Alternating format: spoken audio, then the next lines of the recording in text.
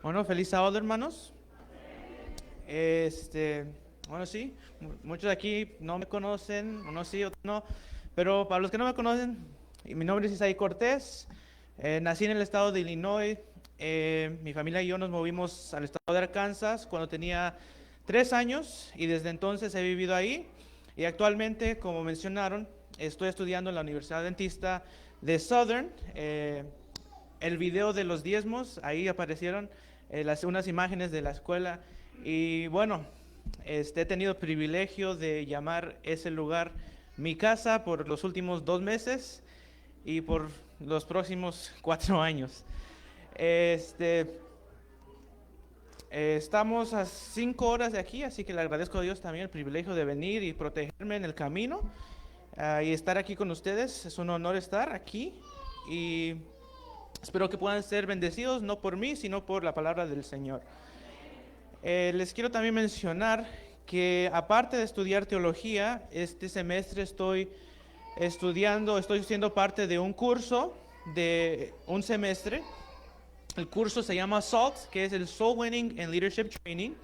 Prácticamente lo que es un entrenamiento para ser un obrero bíblico. Entonces, aparte de ser pastor, el aspecto de obrero bíblico, que casi los pastores no son entrenados, y lo que la universidad quiere hacer es entrenar a pastores a ser obreros bíblicos para que puedan no solo evangelizar en el modo de proclamación, que es estar aquí predicando o dar series evangelísticas, sino también en modo personal, interactuar con la gente, dar estudios bíblicos en una manera más personal y privada. Así que este semestre estoy haciendo eso, y durante las vacaciones de Thanksgiving en noviembre, nosotros no vamos a tener vacaciones, sino vamos a ir a un viaje a la República Dominicana, donde vamos a estar predicando series evangelísticas. Este año es el año que tenemos más estudiantes, o sea, rompió récords. Este año somos 45 estudiantes. Así que 45 estudiantes, aparte unos maestros y otros estudiantes que nos van a acompañar. Vamos a ser como 70 estudiantes que vamos a ir a la República Dominicana y predicar. Así que mantengan eso en sus oraciones. Y bueno, también hay un costo que estoy recaudando fondos, así que si usted tiene el deseo, Dios le pone el deseo en su corazón de apoyarme, por favor, comuníquese conmigo. Si Dios le está poniendo ese deseo de apoyar financieramente o con sus oraciones. Así que antes de comenzar, vamos a tener una oración. Señor, te damos gracias por el Evangelio, porque en verdad son buenas nuevas, son grandes e increíbles nuevas de salvación. Señor, te pedimos que estés con nosotros, abras nuestras mentes para poder entender lo que tienes para nosotros en esta mañana. Te pedimos que estés con nosotros, que tu Espíritu esté aquí presente y nos ayude. En el nombre de Jesús, amén. Hoy vamos a ver el Evangelio de una forma diferente, una forma que tal vez no la hemos visto. Y a ver si sirve este control. Muy bien. Aunque el Evangelio es algo simple, también hay una complejidad dentro del Evangelio. Al igual que nosotros somos criaturas simples, hechos por Dios, somos creados del polvo de la tierra con el aliento de Dios y somos hechos un ser viviente. Eso es algo simple, ¿verdad? Pero dentro de nosotros existe una complejidad maravillosa que la llamamos el ADN. Nuestro ADN está compuesto de mucha información que describe quiénes somos. Y al igual con el Evangelio, es algo simple, son buenas nuevas. Pero dentro del Evangelio podemos encontrar una hermosa complejidad que nos va a ayudar a nosotros en nuestra vida cristiana. Y tal vez uno de los versículos más memorables en la Biblia que habla del Evangelio es nuestra cita bíblica, Romanos 1:16, que dice: porque no me avergüenzo del Evangelio, porque es poder de Dios para salvación a todo aquel que cree, al judío primeramente y también al griego.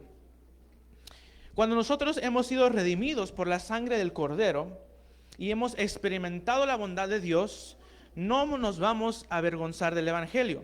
¿Cuántos creen en el poder de Dios? Entonces, que nuestra vida refleja esa creencia. Si creemos en el poder de Dios, ¿por qué nuestra vida no lo está reflejando? Filipenses 1, 9 y 11 nos dice: y esto pido en oración, que vuestro amor abunde aún más y más en ciencia y en todo conocimiento, para que aprobéis lo mejor, a fin de que seáis sinceros e irreprensibles para el día de Cristo. 11. Llenos de frutos de justicia, que son por medio de Jesucristo, para gloria y alabanza de Dios. Hermanos, la verdadera experiencia del Evangelio se trata de que nosotros nos llenemos ¿de qué? Dice, de los frutos de justicia, del carácter de Jesucristo. Yo siendo menos y menos, y Él siendo más y más en mi vida. Como dijo Juan, es necesario que yo mengüe y Él crezca, que yo disminuya y Él crezca. Y claro, esta experiencia del Evangelio la conocemos con un nombre: la justificación por la fe. Y este no es un mensaje de una vez escucharlo. Hoy vamos a tratar y probar cuál es el proceso bíblico, cuál creo que es el proceso bíblico de lo que es la justificación por la fe. Y creo que esto es el corazón o el mero ADN del Evangelio, desde Génesis hasta el Apocalipsis. Pero, como les digo, este tema no es de una vez escucharlo y ya se acabó. Es un trabajo, es un mensaje que tenemos que estudiar de aquí en adelante. Así que, ¿qué es la justificación por la fe? ¿Amén? ¿Alguien más? Persona valiente que me quiera decir qué es la justificación por la fe. ¿Cuál es su entendimiento de lo que es la justificación por la fe? Bueno, algunos han dicho, es la justicia de Cristo impartida sobre mí, o soy declarado justo por medio de mi fe en Jesús, o la gloria de Dios me cambia, me transforma. Bueno, se los voy a resumir en algo simple. No es nuestra justicia, sino la de ¿quién? De Jesús, la de Cristo. Y solo podemos obtenerla en nuestra vida. ¿Por qué? Por la fe, pero no cualquier fe. ¿Ven? Nosotros tiramos esa palabra como si fuera una palabra cualquiera. Oh, solo tienes que tener fe. Vamos a tener fe. Ten fe, por favor, ten fe. Y la usamos mucho en nuestra cultura cristiana e incluso en la iglesia adventista. Pero tenemos que entender que la fe que importa más, la fe que tenemos que replicar y poner a trabajar en nuestra vida para que la justicia de Dios nos aplique, es la fe de Jesús.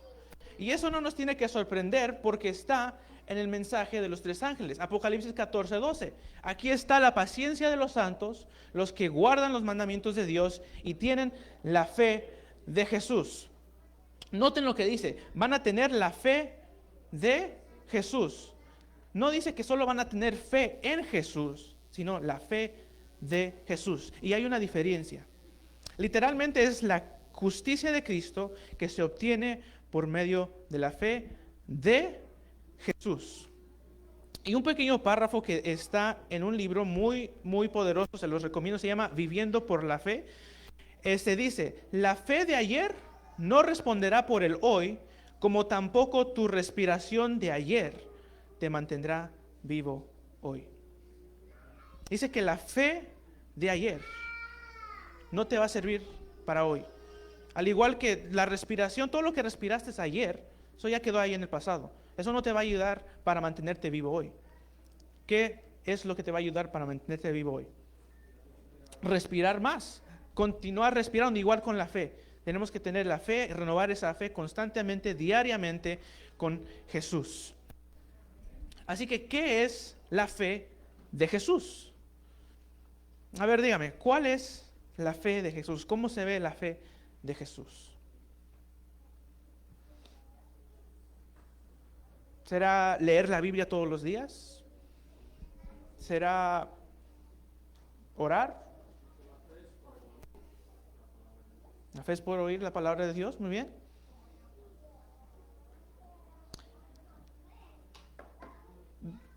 ¿Acaso hay un ejemplo? ¿Qué significa tener la fe de Jesús? ¿Hay un ejemplo que la Biblia tal vez nos dé?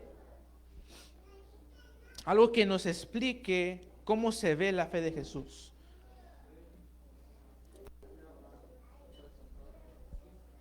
Amén, ¿sí?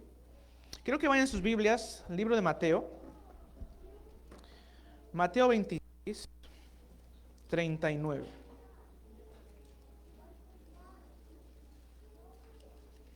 Mateo 26, 39.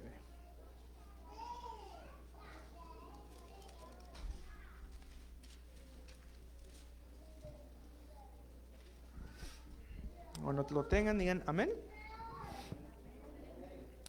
Y dice, yendo un poco adelante, se postró sobre su rostro orando y diciendo, Padre mío, si es posible, pase de mí esta copa, pero no sea como yo quiero, sino como tú.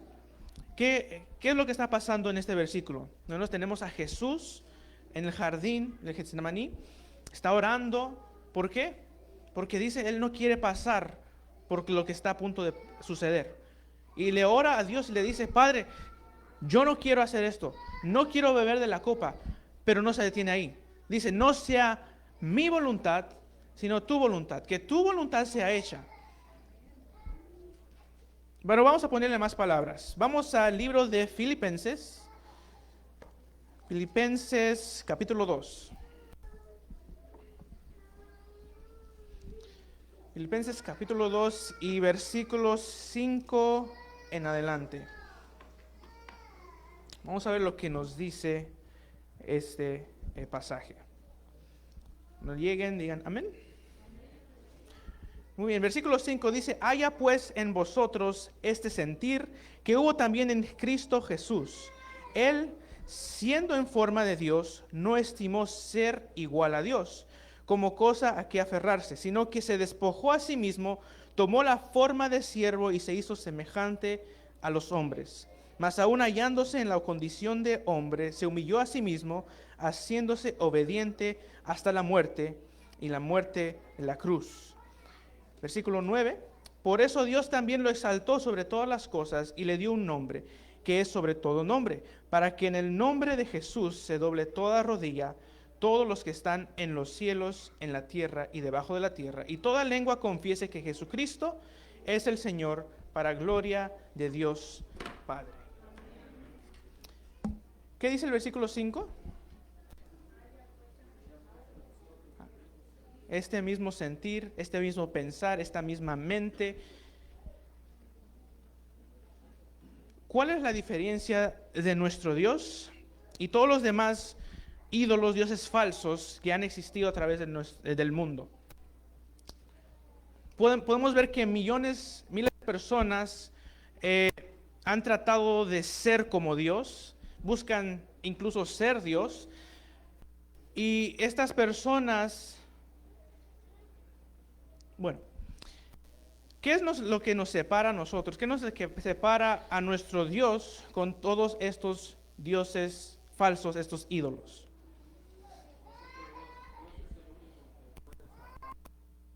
Amén, ¿sí? ¿Sí? Amén, muy cierto, muy cierto. Muchas personas tratan de hacer un Dios, tratan de ser Dios, incluso, muchos ejemplos de personas así. Pero solo hay un ejemplo en toda la humanidad, cuando Dios se hace hombre. Eso es lo que nos separa. ¿Qué más dice? Dice que se humilló. Se humilló tanto para que viniera aquí a esta tierra, a este mundo, ser hombre y morir por nosotros. Y eso nos llama a nosotros. Como dice el versículo, si se humillare mi pueblo, sobre el cual mi nombre es invocado, y oraren y buscaren mi rostro, y se convirtieren de sus malos caminos, entonces yo oiré desde los cielos, perdonaré sus pecados y sanaré su tierra. ¿Qué le hace el evangelio a una persona? Lo cambia, lo transforma a una nueva criatura. Pero ¿cómo se ve eso? ¿Qué es una palabra clave que encontramos ahí? La fe, claro. La humildad. Significa que somos hechos humildes. Que este pensar, que este sentir, esta mente esté en ti. Pero hago la pregunta, ¿qué significa? ¿Qué significa ese pensar? La respuesta la podemos encontrar unos versículos antes, en el versículo 1. Dice, por tanto, si hay algún consuelo en Cristo, si algún estímulo de amor, si alguna comunión del Espíritu, si algún afecto entrañable, si alguna misericordia, completad mi gozo sintiendo lo mismo, teniendo el mismo amor, unánimes, sintiendo una misma cosa, nada hagáis por rivalidad o por vanidad, antes bien, con humildad, estimando cada uno los demás como superiores a él mismo. No busquéis vuestro propio provecho, sino el de los demás. Ahí nos está diciendo claramente. ¿Cuál va a ser la prueba final como cristianos, el fin de los tiempos? ¿Cuál va a ser la prueba final que va a probar que somos seguidores de Dios? ¿Amén? Sí. Pero busco algo más en específico. La prueba final va a ser el sábado, ¿verdad? No vamos a pasar esa última prueba o ese examen final si no pasamos el preexamen, si no pasamos los requisitos para poder pasar. Pero ¿cuál es ese preexamen antes de pasar a esa prueba final? Primera de Juan 4:8, versículo muy conocido que dice Primera de Juan 4:8. El que no ama no conoce a Dios, porque Dios es amor. No podemos decir que amamos a Dios si no amamos a nuestro prójimo. ¿Cómo conocemos a Dios? Juan 17:3. Juan capítulo 17 y versículo 3.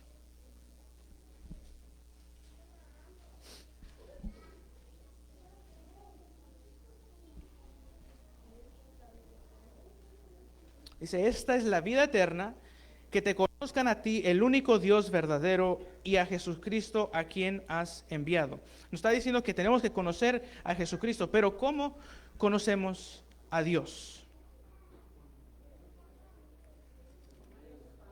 ¿Me dio su palabra? Amén, sí.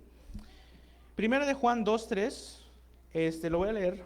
Dice, en esto sabemos que nosotros lo conocemos, si guardamos sus mandamientos. Para conocer a Dios tenemos que guardar sus mandamientos. Y tratamos esto también muy a la ligera. Decimos, tenemos que guardar los mandamientos.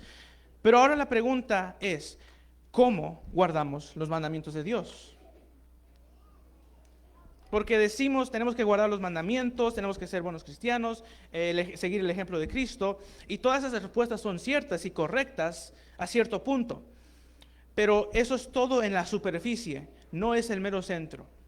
Y por eso, al final del día no podemos comunicar el Evangelio, porque al final del día no entendemos el Evangelio nosotros. Tenemos palabras bonitas que usamos, pero todo eso está arriba de la superficie. Tenemos que excavar, tenemos que ir debajo de la superficie para encontrar las verdades preciosas que realmente también importan.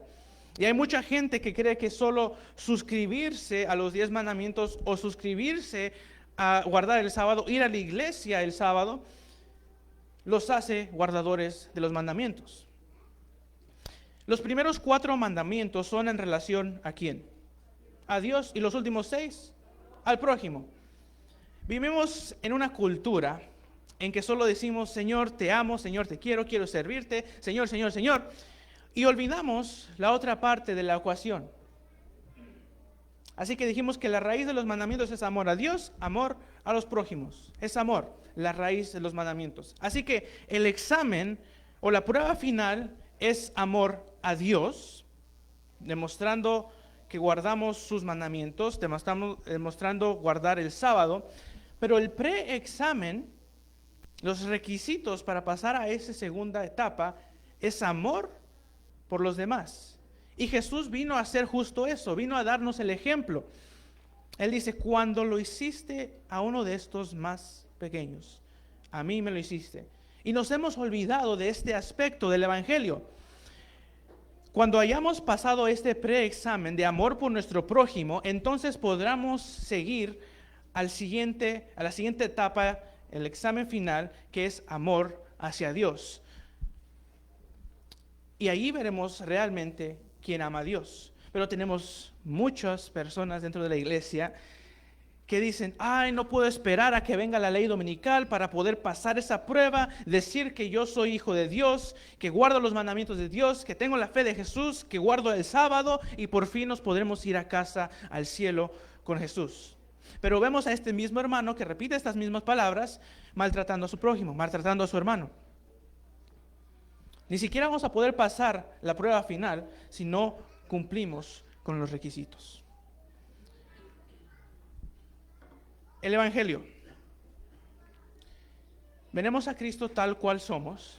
Y cuando venimos a Cristo, si todo va correctamente, el plan tiene tres realidades importantes: la justificación, la santificación y la glorificación.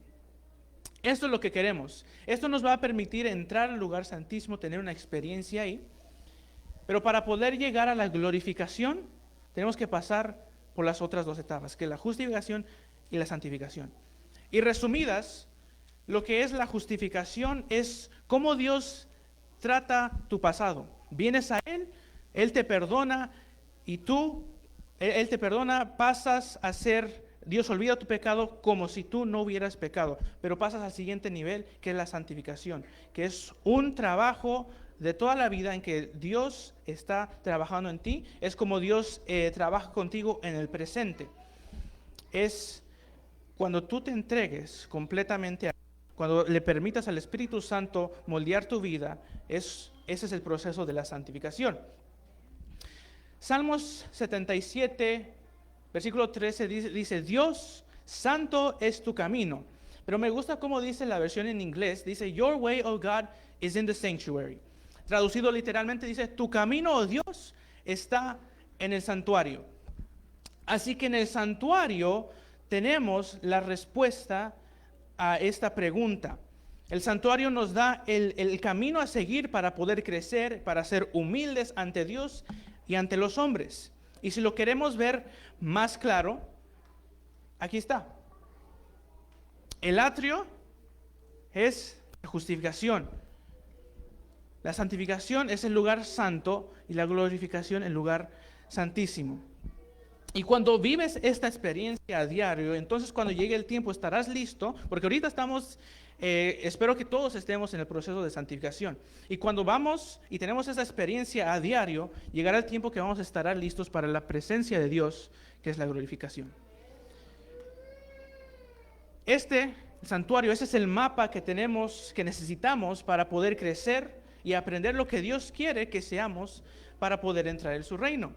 En corto, es el GPS divino, la guía para la salvación. ¿Y cómo se ve eso? Vamos a ver el proceso. Número 1, debemos aceptar el sacrificio de Jesús, simbolizado por el altar de sacrificio en el santuario. Jesús, creo que moriste por mí en la cruz, acepto tu sacrificio que hiciste por mí, moriste por mí y acepto la sangre de Jesús. Pero, ¿ese es el último paso? No, solo es el primero de la jornada. Primero, yo merecía la muerte, pero Jesús la tomó. Número 2, dice, debes bautizarte. Señor, demuestro mi decisión de seguirte por medio de un acto público, por medio del bautismo. Para poder entrar al reino de Dios, tenemos que ser bautizados por medio del agua y por medio del Espíritu. Pero ¿esto es todo? No. Y desgraciadamente muchos cristianos nos detenemos allí. Esto es más en el sentido de los evangélicos, pero tristemente también en nuestra iglesia muchos queremos solo detenernos ahí. Y dicen, oh, yo ya acepté a Jesús y su sacrificio, me bautizo y nada más, una vez salvo, siempre salvo. Pero la salvación no es un acto de una sola vez, es algo diario, un caminar diario con Cristo, morir al yo todos los días. Y ahora pasamos ya por el proceso de ser justificados y ahí no nos detenemos. ¿Qué sigue? Número 3, debemos comer de su palabra, representando la mesa de los panes, de la propiciación.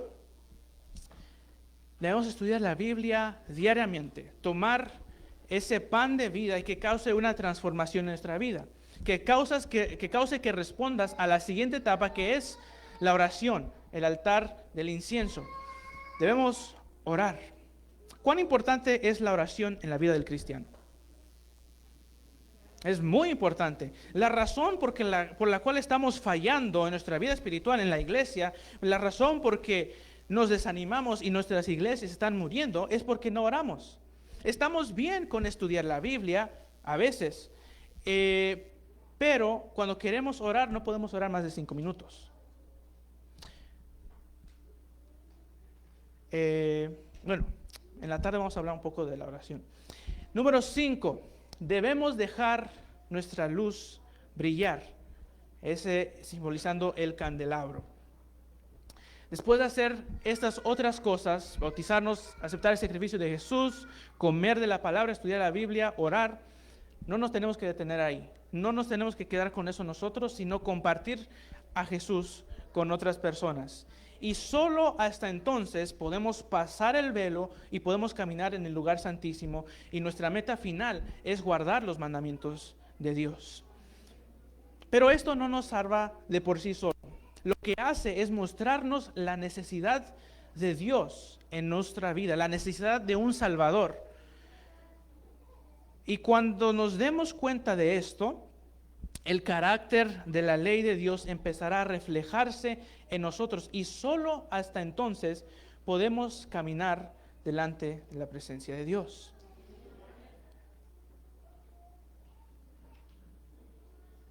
Así que la mayoría de cristianos, como dijimos, les gusta estar aquí, en la justificación.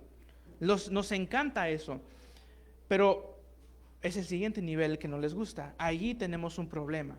Queremos estar arriba, pero no queremos pasar por los otros 2 niveles. Todo esto tiene que ocurrir a diario para poder llegar hasta la glorificación. Por eso la doctrina de una vez salvo, siempre salvo, está completamente errónea, porque si fallamos, tenemos que empezar nuevamente, otra vez desde abajo y subir. Pero lo más importante es que si eso pasa, Jesús va a estar ahí para ayudarnos. Porque ¿qué dice la Biblia? El justo cae 7 veces, ¿pero qué? Se levanta. Y sé que esto parece como salvación por medio de las obras. Y créanme, eso no es lo que estoy tratando de explicarles. Pero quiero mostrarles cómo se ven esos diferentes niveles de crecimiento y desarrollo de nuestro carácter. Usamos las palabras justificación por la fe, esas 3 palabras, justificación, santificación, glorificación. Pero ¿cómo se ve eso? ¿Cómo puedo ver eso en mi vida? Y nunca respondemos esto en la iglesia. Lo predicamos, pero nunca respondemos a lo que es y cómo nos ayuda. Yo quiero ver dónde estoy en mi proceso, en mi caminar con Cristo. Para una clase que tenemos en el colegio, teníamos que hacer un examen, como una evaluación, a ver qué tipo de personas somos al punto de aprender. Yo soy una persona kinestética y visual, así que tengo que tener las manos haciendo algo para aprender y también poder ver. Así que esto es muy importante para mí en lo personal. Yo quiero ver dónde estoy en mi caminar con Cristo, dónde estoy en mi proceso, para ver si estoy en el lugar correcto o en el lugar que no tengo que estar. ¿Acaso hay un pasaje en la Biblia que nos muestre estos diferentes niveles del desarrollo del carácter? Sí, ¿verdad? Si no, no estuviera predicando de esto. El Sermón del Monte. El primer sermón de Jesús. Ahí se para y se los dio a la gente, las bienaventuranzas. Les dice, ok amigos, ¿quieren saber cómo está la cosa? Bueno, aquí está. Pero nosotros leemos las bienaventuranzas como si fueran puntos individuales, como si fueran un poema, ¿verdad? Oh, bienaventurados aquellos por allá, bienaventurados los que están aquí, benditos los que están aquí, los que están allá. Y así lo hemos leído por años. Pero hoy vamos a verlo de una forma de la cual tienen que ser leídos. Y vamos a ver un significado más profundo que tal vez no hayan visto antes. Vamos a leerlos. Mateo 5. Pueden ir a Mateo, si no van a aparecer también en la pantalla. Mateo 5, 3. Benditos los pobres en espíritu, porque de ellos es el reino de Dios, el reino de los cielos. Así que, ¿qué nos está diciendo este pasaje? Bendito eres cuando reconoces tu pobreza espiritual. Nuestra jornada comienza al reconocer nuestra pobreza espiritual. Así que si hay alguna esperanza en nosotros, solo viene por la ayuda divina de Dios. Siguiente versículo, Mateo 5:4. Bienaventurados los que lloran, porque ellos recibirán consolación. Cuando te das cuenta que estás en la ruina, pero Jesús hace algo por ti, eso te va a quebrantar. Porque te das cuenta que fueron tus pecados, fueron mis pecados lo que lo mataron en la cruz. Cuando ponemos atención al sacrificio que Jesús hizo por nosotros, eso nos hace algo. Zacarías 12:10 dice, y derramaré sobre la casa de David y sobre los moradores de Jerusalén espíritu de gracia y de oración, y mirarán a mí a quien traspasaron, y llorarán como se llora por hijo unigénito, afligiéndose por él como quien se aflige por el primogénito. ¿Qué está pasando ahí? ¿Qué nos está diciendo? Nos está diciendo, yo maté a Jesús, yo asesiné a Jesús.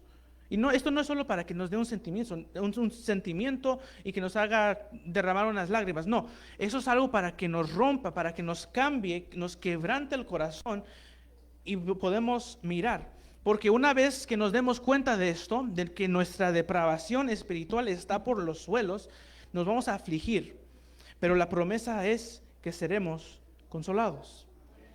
Nos está llevando de un nivel a otro y estamos pasando por el proceso de la justificación por la fe. Siguiente versículo. Bienaventurados los mansos, porque ellos heredarán la tierra. Y para que no digan que nada más estoy inventando esto, el discurso maestro de Jesucristo, página 17, nos está diciendo esto. A través de las bienaventuranzas se nota el progreso de la experiencia cristiana. Los que sintieron su necesidad de Cristo, los que lloraban por causa del pecado y aprendieron de Cristo en la escuela de la aflicción, adquirirán mansedumbre del Maestro Divino.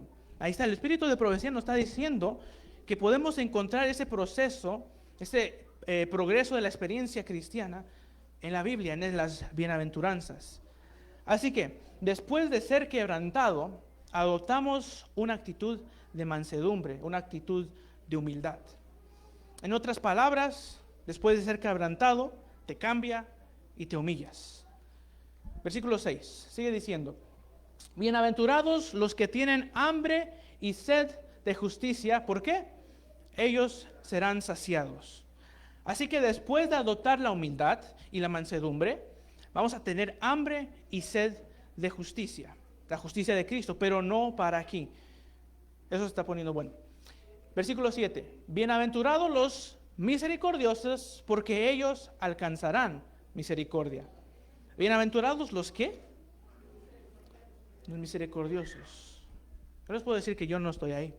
Algunos no estamos ahí. ¿Qué está pasando?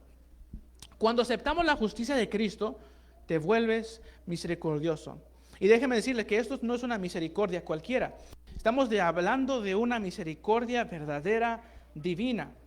Y he escuchado por ahí, tristemente lo he escuchado, hay personas que dicen que hay unas personas que sí se merecen misericordia y hay otras que no. ¿Qué? Entonces, esta persona está diciendo que hay veces que Dios te muestra misericordia, Dios es misericordioso contigo, pero después dice, no, ya se acabó, ya para ti ya no hay más misericordia, ya no te la mereces más, horrible pecador.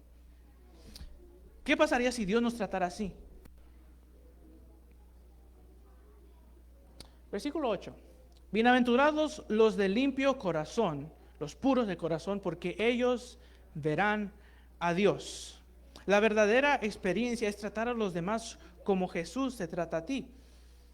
Cuando empiezas a tratar a los demás de la misma manera que Jesús lo hace contigo, eso te va a volver puro de corazón. Versículo 9. Bienaventurados los pacificadores, porque ellos serán llamados hijos de Dios.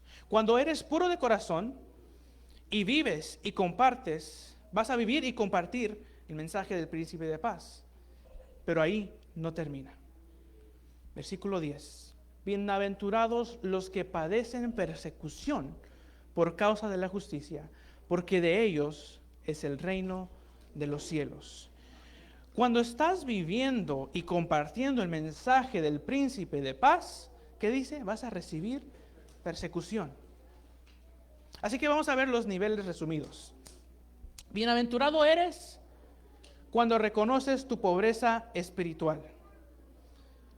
Una vez que te des cuenta de tu depravación espiritual, te vas a afligir, pero vas a ser consolado. Después de ser quebrantado, vas a adoptar una actitud de mansedumbre y de humildad. Después de adoptar esa actitud, vas a tener hambre y sed de justicia. Cuando te aceptes la justicia de Cristo, cuando bebas y comas de la justicia de Cristo, te vas a volver misericordioso. Y cuando empiezas a tratar a los demás con misericordia, de la misma manera que Jesús te ha tratado a ti, ¿qué hace? Te vuelves puro de corazón. Y cuando eres puro de corazón, vives y compartes el mensaje del príncipe de paz. Y cuando compartes este mensaje, cuando vives este mensaje, vas a recibir persecución. Déjenme decirles, esta persecución va a ser mucho dentro de la iglesia y no de afuera. Aunque sí, después va a ser afuera, pero dentro de la iglesia, nuestra propia gente es la que a veces nos maltrata más. Y en la iglesia vemos a alguien que va yendo bien por el camino correcto, ¿y qué hacemos? Todos van a atacarlo. Muchos queremos hacer trampa con el sistema, queremos estar hasta arriba y no pasar por abajo. Queremos saltar al lugar santo y no tener esa experiencia diaria con Jesús. Y pensamos que eso, que estudiar un versículo en la mañana y una oración mientras estamos caminando hacia la cocina o hacia el carro o mientras vamos manejando, eso es suficiente. Nos olvidamos la pieza más importante del Evangelio, del plan de salvación. Si no pasamos tiempo al pie de la cruz de Jesús, lo demás no importa. ¿Qué dice Jesús? De cierto os digo, que el que no entra por la puerta del redil de las ovejas, sino que sube por otra parte, ese es ladrón y salteador. Así que nos está diciendo que si nosotros queremos hacer trampa en el sistema, queremos saltar unas cosas y entrar al cielo de otra manera que no es la manera que Dios nos dejó en su palabra, ¿qué nos está llamando? Somos ladrones y salteadores. Nos encanta la idea de santidad, pero no queremos pasar por el proceso para tener esa experiencia. Y no podemos hacer eso. Tenemos que pasar por todo el proceso. Y con todo respeto les digo, habemos muchos cristianos falsos, farsantes dentro de la iglesia, que están echando a aquellos que tal vez podrían ser salvos, pero se salieron de la iglesia. Y tenemos estas personas que no pasan al tiempo al pie de la cruz y dicen, oh no, yo ya acepté a Jesús hace mucho tiempo, llevo tantos años en la iglesia, y esto ya no es importante para mí, ahora yo estoy buscando la santidad. Y eso da fruto, pero no del bueno. Tenemos que pasar tiempo al pie de la cruz. ¿Y cómo nos damos cuenta que estamos pasando tiempo? 1 Corintios 1:18, porque la palabra de la cruz es locura a los que se pierden, pero a los que se salvan, esto es, a nosotros, es poder de Dios. Si estamos experimentando el poder de Dios, es una prueba que vamos el camino correcto. Si no nos está importando la palabra de Dios, hay que tener cuidado. Nunca lleguemos al punto en nuestra relación con Jesús en que digamos, ya lo logré, mírenme qué lejos he llegado, miren todo lo que he hecho. Nunca pensemos que somos más grandes que la cruz. Nunca pensemos que hemos cruzado esa colina del Calvario, porque nunca lo vamos a hacer si no tenemos la ayuda de Jesús.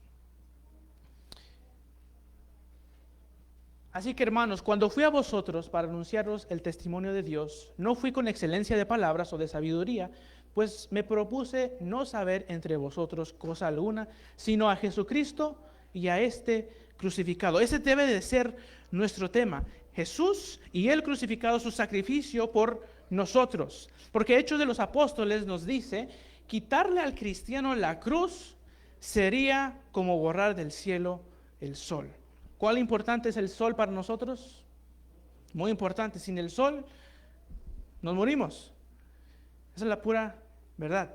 Así que un cristiano sin la cruz, un cristiano sin entender el sacrificio de Jesús, sin aceptar el sacrificio de Jesús, no vale nada. Hebreos 12, 1 y 2. Por tanto, nosotros también, teniendo en derredor nuestro tan grande nube de testigos, despojemos de todo peso y del pecado que nos asedia, y corramos con paciencia la carrera que tenemos por delante, puestos los ojos en Jesús, el autor y consumador de la fe, el cual por el gozo puesto delante de él, sufrió la cruz, menospreciando el oprobio, y se sentó a la diestra del trono de Dios. ¿Cuántos de ustedes, de niños o de adultos, han tratado de balancear un palo de escoba en la mano? ¿Verdad? Es algo que tal vez todos lo hemos hecho en cierto punto de nuestra vida y tratamos de balancearlo. ¿Qué pasa si estás mirando a otro lado mientras estás tratando de balancearlo? Se cae. ¿Qué tienes que estar haciendo para que balancees ese palo de escoba? ¿Mirar a dónde? ¿Mirar la mano? Mirar arriba. Tú estás con la mano moviendo y estás mirando arriba. Así que, ¿qué nos dice el versículo? Puestos los ojos en Jesús. Puestos los ojos arriba. ¿Por qué? Si estamos mirando a otros alrededor nuestros, estamos propensos a caer y a hacer las cosas que ellos también están haciendo. Pero si nosotros tenemos los ojos puestos en Jesús, entonces vamos a tener más ganancia, vamos a poder pasar las pruebas y vencer la prueba final. Cristo, este está en el camino a Cristo, que nuestra mente se detenga en su amor, en la belleza, en la perfección de su carácter. Cristo en su autonegación, Cristo en su humillación, Cristo en su pureza y santidad, Cristo en su amor sin igual. Ese es el tema para la contemplación del alma. Eso es lo que tenemos que estar pensando, eso es lo que tenemos que estar mirando, amándolo, imitándolo, dependiendo de Él y completamente de Él, vamos a ser transformados a su semejanza. Cuando la mente habita en sí misma, cuando habitamos nosotros o pensamos en nosotros solamente, nos vamos a alejar de Cristo. La fuente y la fuerza de la vida viene solo en Jesús. Por lo tanto, es el esfuerzo constante de Satanás mantener nuestra distracción, nuestra atención desviada del Salvador y así evitar una unión y una comunión con nosotros y Cristo. Ya para ir terminando. Una cita que cada vez que la leo la trato de cortar, pero no puedo cortarla porque de verdad es un llamado para nosotros. El sacrificio de Cristo como expiación del pecado es la gran verdad en derredor de la cual se agrupan todas las otras verdades. A fin de ser comprendida y apreciada debidamente, cada verdad de la palabra de Dios, desde el Génesis hasta el Apocalipsis, debe ser estudiada a la luz que fluye de la cruz del Calvario. Os presento el magno y grandioso monumento de la misericordia y la regeneración, de la salvación y redención. El Hijo de Dios, levantado en la cruz. Tal ha de ser el fundamento de todo discurso pronunciado por nuestros ministros. ¿Qué nos está diciendo al principio? El sacrificio de Cristo como expiación del pecado es la gran verdad en derredor de la cual todas las otras verdades se agrupan. Ahí está, ¿qué tenemos ahí? Nuestras 28 creencias. Si no estamos predicando estas verdades desde la perspectiva del Calvario y lo que Cristo ha hecho por nosotros y trayendo estas verdades para guiar almas a Cristo, si no estamos haciendo eso, entonces no estamos haciendo nuestro trabajo como ministros. Si los pastores en nuestras iglesias no están haciendo esto, no están haciendo su trabajo como ministros. Lo dijo la tía Elena en la cita que acabamos de leer. En vez de esto, tenemos a aquellos que en vez de predicar la verdad, están haciendo el ridículo aquí arriba en el púlpito, contando chistes o siguen predicando, y con cuidado lo digo, siguen predicando que Dios nos ama. Y amén, Dios nos ama, no me entiendan mal, pero ese no es el mensaje. Porque al predicar todas estas verdades a la luz del sacrificio de Cristo, el amor de Dios no puede ser omitido. El amor de Dios viene incluido. Y no estamos diciendo que nuestras doctrinas no son importantes y que solo tenemos que predicar el sacrificio de Jesús. No, el problema es cuando quitamos a Jesús y su sacrificio, ahí es el problema. Y hay mucha gente que podría estar aquí en la iglesia hoy día si se estuviera predicando esto en todo lugar. Les dejo con esto. Testimonios para la iglesia. Es una de mis citas más preferidas del Espíritu de Profecía. Dice, Cristo crucificado. Habla de Él, invócalo, cántale, porque eso quebrantará y ganará los corazones. Este es el poder y la sabiduría de Dios para cosechar almas para Cristo. Ese debería ser nuestro lema. Dios nos llama a predicar el Evangelio de las buenas nuevas. ¿Y quieren saber cuál es el secreto de la justificación por la fe? El secreto es entrega, rendirse completamente a Dios. ¿Por qué? Porque Satanás ahora está tratando de mantener al pueblo de Dios en un estado de inactividad, para evitar que hagan su parte en la difusión de la verdad, por fin de que puedan ser pesados en la balanza y ser hallados faltos. Eso está en Testimonios para la Iglesia también. ¿Qué está haciendo Satanás? Nos está tratando de mantener en un estado de inactividad. Y créanme, lo está logrando. Hay muchas iglesias, tenemos muchos, y yo me incluyo ahí. Estamos contentos, estamos satisfechos con solo venir a la iglesia los viernes o los sábados, ir al estudio. Acabando de ahí, nos vamos a nuestros hogares y ya acabó. Y seguimos con nuestras vidas como si nada hubiera pasado. Pero eso es justo lo que Satanás quiere que hagamos. Quiere evitar que hagamos nuestra parte ¿en qué? En la difusión de la verdad, para que podamos ser pesados en la balanza y ser hallados faltos. Así que esta mañana mi desafío para ustedes es justo eso lo que está en la pantalla. Cristo crucificado, vamos a hablar de Él, vamos a invocarlo, vamos a cantarle. ¿Por qué? Porque va a quebrantar almas y va a ganar los corazones para Cristo. Que Dios les bendiga.